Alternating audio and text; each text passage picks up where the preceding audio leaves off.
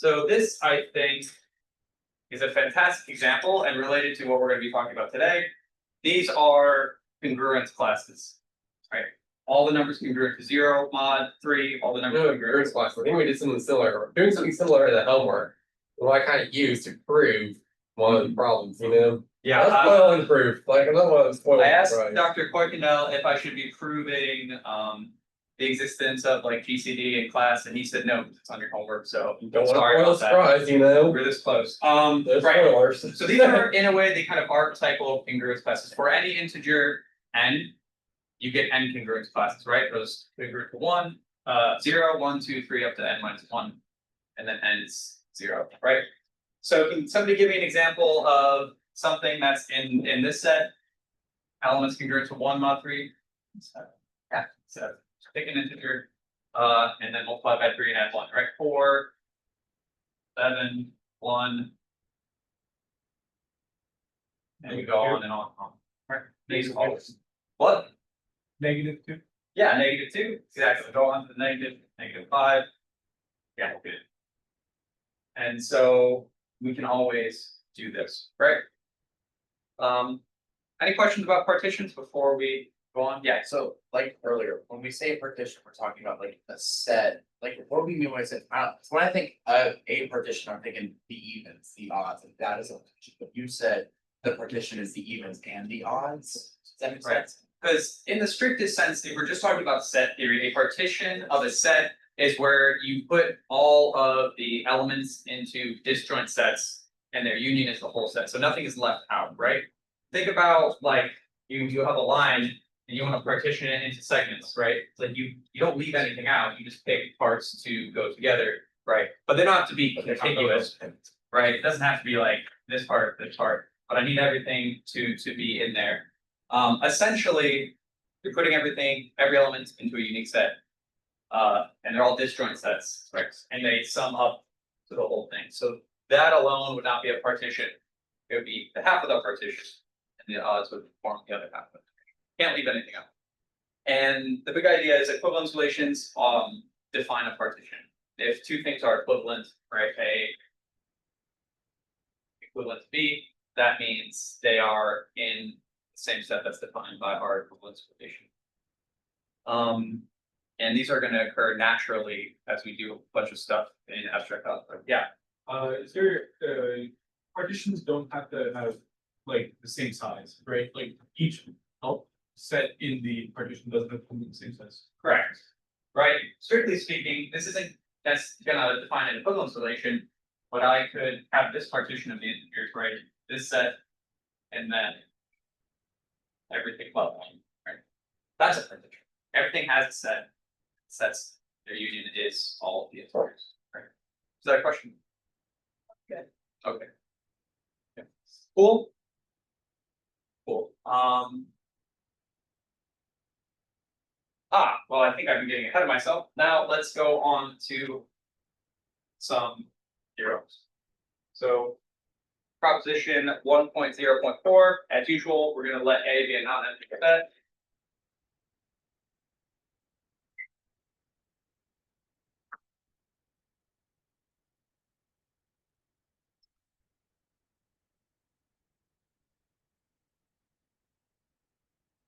In general, you don't want to be looking at empty sets. They're not interesting. Everything is true about them, right?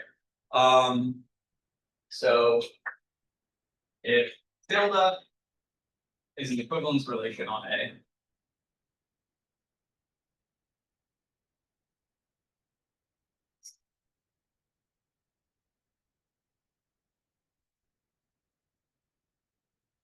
then you probably guess the punchline because I think I've already said it a couple times.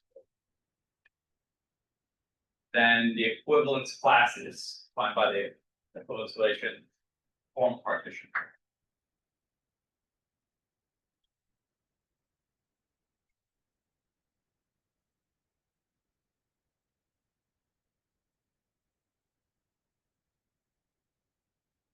There is proof of it. I guess it's going homework, but I guess I have a little hint. It does thing with recursion, you know.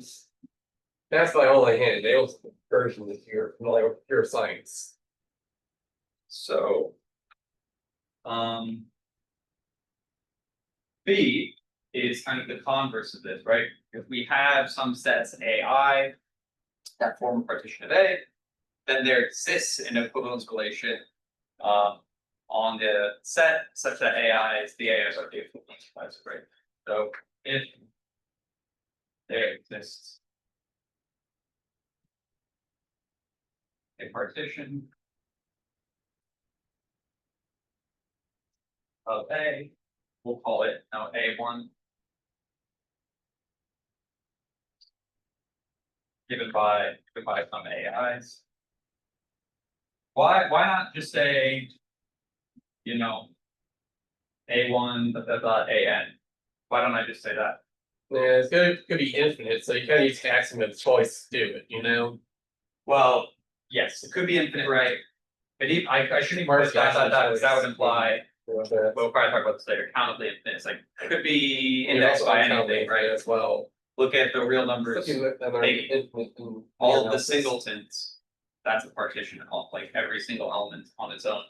Can't really index that nicely. Right, so given by some sense AI, then there exists an equivalence relation on A.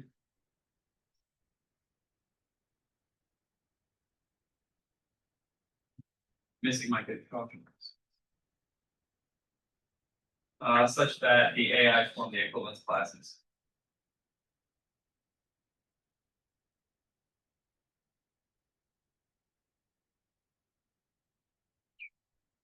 Can somebody tell me what that might be? What is a natural equivalence relation to define if you're given a partition? I know, it's basically basically A tilde of B that A and B belong to the same partition set, you know? Right, very natural, almost. Because well, the Trivial, elements of each set of the partition is mutually exclusive. And the partition naturally covers the entirety of it, so. And the rules fall from there, hopefully it helps to that. Right, if they're in the same set, that's gonna be an equivalence relation, kind of trivially. So we can see that the idea of a partition and equivalence relation are closely linked. They're not exactly the same, because I could,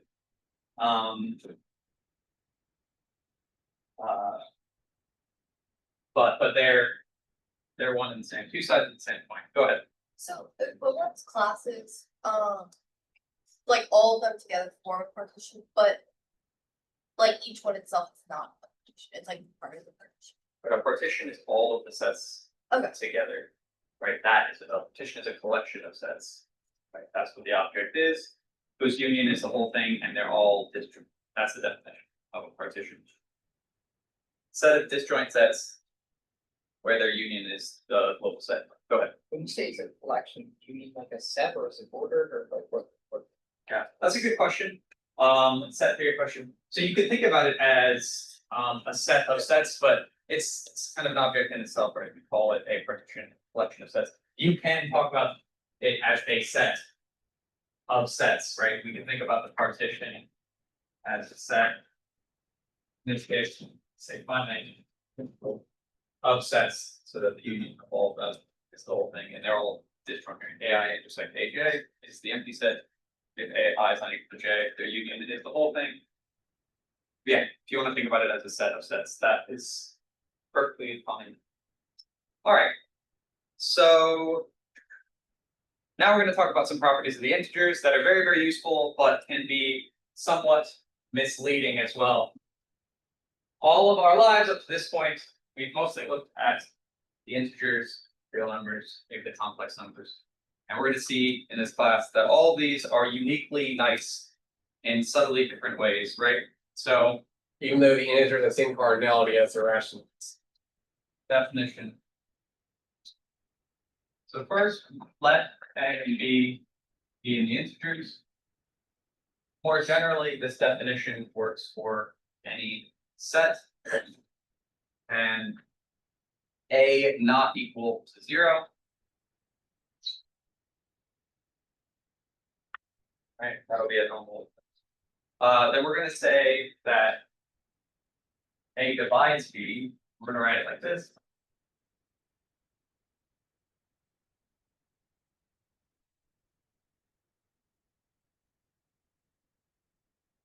if there exists, are you guys familiar? There exists With a that K notation? and D such that A equals K, B equals K A, I believe. I'm gonna use C in the Okay. integers. Such that A, B, A, C, D. So I'll let you just digest that for a second. And you'll see, I think, relatively quickly why that agrees with your normal conception of division, right? But it's more formal. I'm starting to see why the seamless applies to the rational. Because in this world, we're only talking about the integers. There are no rational numbers, right? So I'm not going to write a fraction, They're only it's close, you know. right? Like we would think, right, A equals B over C. Or perhaps, right? Something like that, like C. But it's clear, right? If 2 divides 6, 2 times 3 is 6. Pretty straightforward. But as we abstract away from the integer, it's going to be useful to have a more formal definition of division. Like why I took linear analysis. All right, now let's get into some more I don't know about nitty-gritty properties of the integer. I'm sorry, we have a few minutes. 1.016.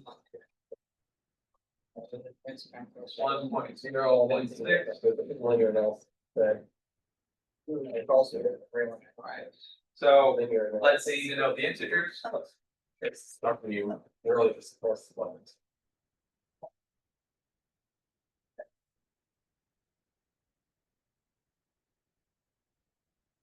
As usual, right? This is extremely important. So we're gonna let A be some non-empty subset of the positive integers. That's clear. And it's subset of only the positive integers. It's not empty. Then A has a least element.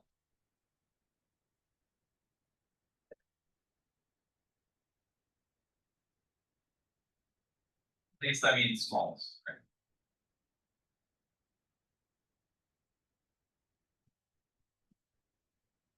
Okay, right? And that kind of seems trivial, but it's not. Right? Can somebody give me an example of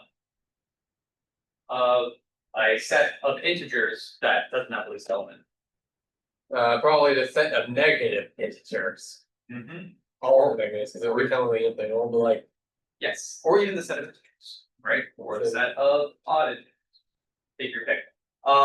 Or if we look at the reals, can somebody give me a set of positive real numbers that doesn't have a least element? oh yeah, a set of positive real numbers, you know, like from 0 to 1. Inclusive, exclusive. Exclusive. Get them keep on down, and then Right. We look at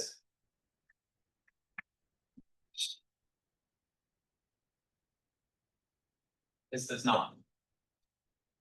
Right, all positive integers, but what's the smallest element? There's one, right? It has an influence 0, but no least element. You give me an element in that set, I can give you a smaller one, just divide it in half, right?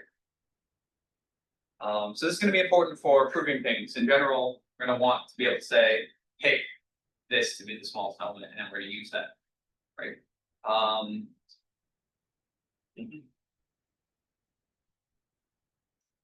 right. So, given two integers,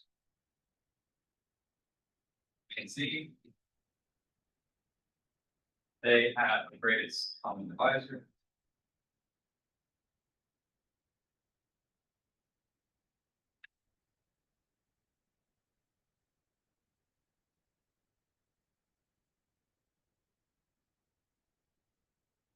Which from now on will most likely be denoted as BCB of A and B. Call it D. Or call it D such that if C divides A and C divides B, then what must be true? C must be less than or equal to D. true, but even more than that is true. Well, D was C divides D. C divides D. So, yeah, The fact that we have this written as a proposition rather than a definition, does that mean for the homework that it's not, we can't use that as like a? oh yeah, because factoring now I see because of the fact. well, I haven't seen your homework, but my guess is if you want to use this, well, I think you could probably freely use this because proving this would be relatively first principle. But it's a Really? proposition because we're not gonna prove it here. But I'll tell you, you're gonna need one to prove two. Does anybody know what this is called? I believe it's a well ordering principle. Do we have to establish? It's called the Archimedean principle a lot of the time. But yes, WOP. What were you saying? Do we have to establish an order before saying that? Because what's No, the smallest just the thing? normal like That's magnitude. Okay. You don't have to worry. No, you don't have to worry about that for sure. Right. So this is a stronger result. This does say that C has to be smaller, right? Least common, but it's even stronger, right? The fact that if two things divide A and B, actually C has to divide it as well, and that follows from something we're going to talk about in a minute. Now, similarly, you can imagine what comes next. They have also a least common multiple, right? For any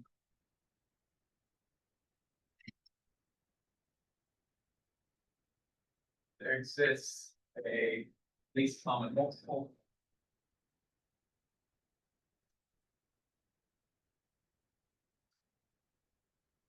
Which will denote n.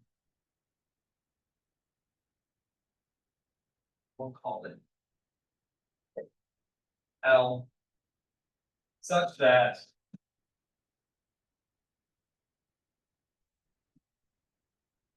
like reference A divides L prime and B divides L prime. Then what's the punchline? L divides L prime. L divides. Clearly smaller, but even more than that, it's going to have to divide it. Right? Or let the greatest common divisor of two integers and F.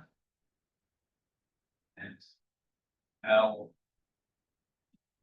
greatest common multiple. Then M times N equals D times L. Now there's something that's definitely non-trivial. And I kind of use it with the, discovering properties of the co-primes, Basically, I guess I'll add one other thing, like, basically, if the greatest common divisor is 1, then A and B are said to be co-prime. Yes, that'll be very, very important. About that soon. Okay, what's interesting about this? Well, I think just directly, it's kind of interesting that it's done this way, but also if I know the GCD of two elements, what does that mean? What is the significance of this if I know D or if I know L?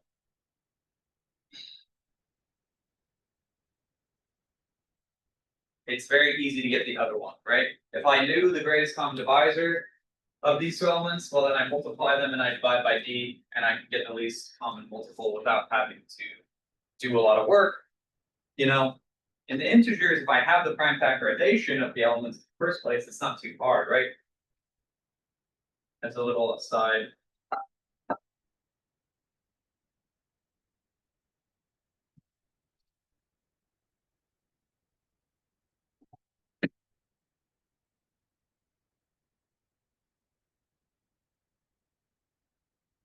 If I have their prime factorizations like this, what's a procedure by which I could find the greatest common divisor?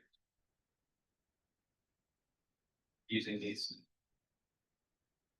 I believe what's called the Euclidean algorithm. We'll start with math 4190, but I did it for summer.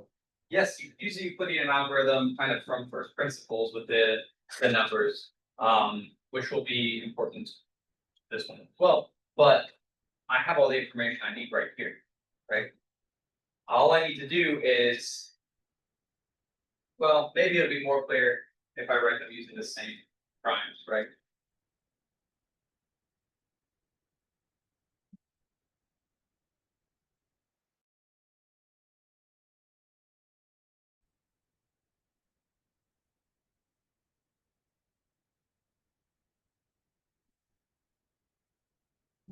So maybe I pick all the primes that divide both, but it might not. But say P1, I divide n, but not m, so that would make M1.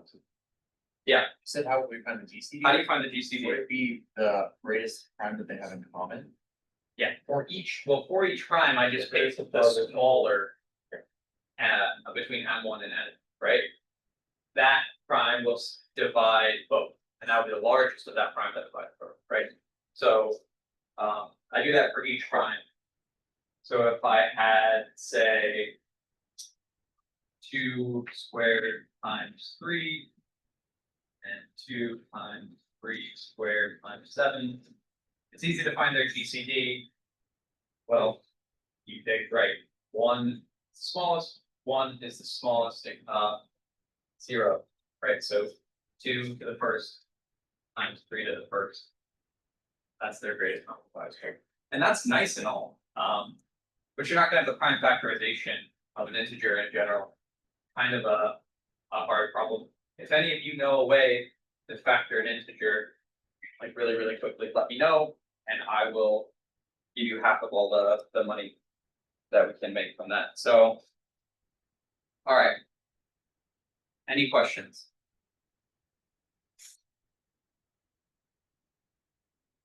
All right, so you're talking about the Euclidean algorithm. Let's talk about it. So still inside this composition, we're at 1.05. All right, so once again, let A and B be non-zero integers.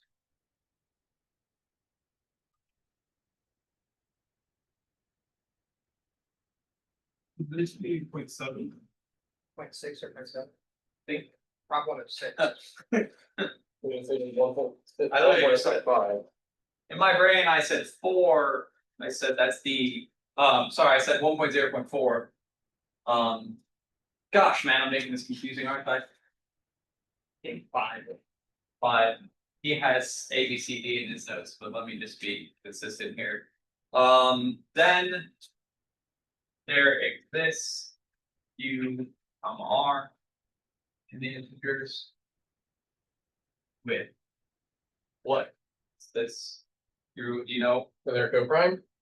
They don't have to be coprime necessarily, but I want R to be less than the absolute value of Q. So in this sense, yes, they will be coprime unless R is equal to 0, but that's not really relevant here. Sorry. Such that what? A. So let me just let you internalize this for a second. Oh, so remaining the modulus stuff. They want this modulo. This kind of makes sense, right? It's essentially I divide A by B, and then that's the remainder. And the remainder should be smaller than B, because if it wasn't, I just, would have added another B, right? And so, Do we assume A is bigger than B? nope. Doesn't matter what number A is, right? Because Q could be negative. Q could be negative for sure. Yeah. Right, because if we were just a little bit above A, we add another negative, we're a little bit below that way, R is always going to be positive, can always be assumed to be positive. And this might look kind of innocuous, but it's very, very important and useful. As is this. So. Let D. Into GCD. Sum A, B. Then there exists. X and Y. Integers. XA plus Y B equals the D. Yes. So what this is saying is the greatest common divisor of two integers is always a linear combination of those integers. And this is the what? Is the first one. And which of the, so we're about to wrap up. Can any of you see for any of the propositions that we had before this that are related to this or that we could get from this? Probably can relate to that is probably two, which you probably use to prove it, you know. Right, which part? Well, The C divides A, C divides B, and C divides D. Probably just by A and B by D and two. proving this, that if you have something that divides A and divides B that divides the GCD is gonna be pretty hard in general. Like directly, but if you can prove this, well, it becomes very, very quick, right? You know, if something divides A and B, well, we can factor it out of this, and so it divides D also, which is a pretty strong thing. So, I'll let Jim write this down next time.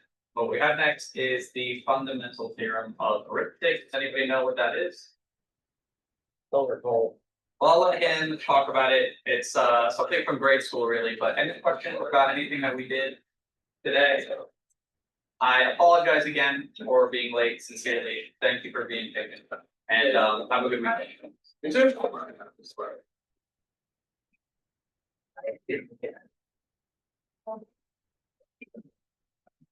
First of all,